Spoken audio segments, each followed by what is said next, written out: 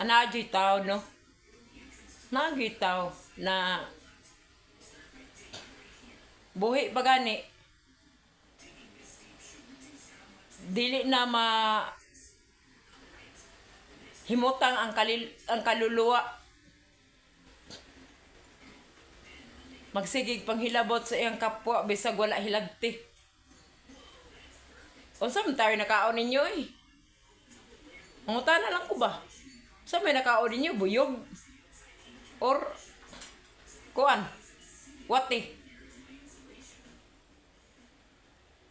Nanahimik ang uban.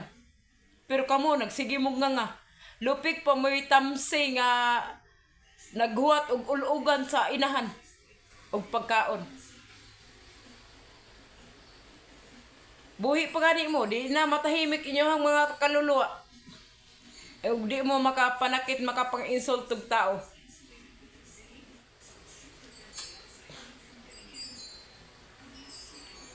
Kanya-kanya tang mga tao.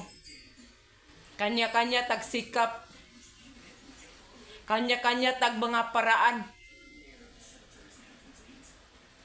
Kanya-kanya tag kaldiro. Unsa may gikasakit sa inyong mga buot?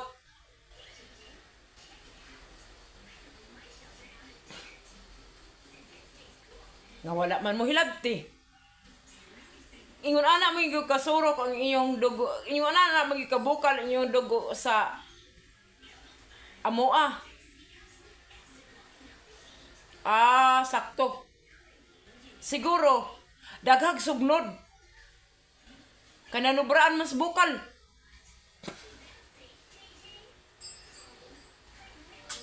Kanang klase ba ang tao ba? Nagpatagad. In short, KSP. Paita po na eh. Kana magsige panghilabot di sa walay labti. Muna ingon, KSP. Bawas-bawasin na inyohang mga kaugali nga ingon ana. Kay kamo lang mismo nagbuhat og kasakit sa inyong kaugalingon. Kay kanang inyong pagkain gitira, pagkahilabtanon ninyo sa uban bisag wa maghilabot ninyo.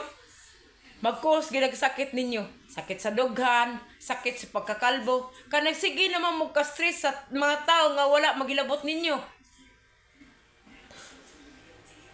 O timo piso, palit-tuloy pa, wala man gani ko. Unsa inyong kasuyaan kainggitan ako?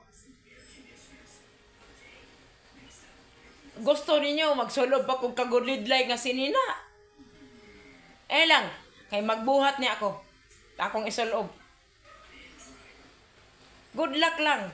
Good luck lang yun sa inyohang mga kaugalian na mga ingon ana nga mapanghusga mo sa inyong kapwa. Grabe yun yung kahilabtanon.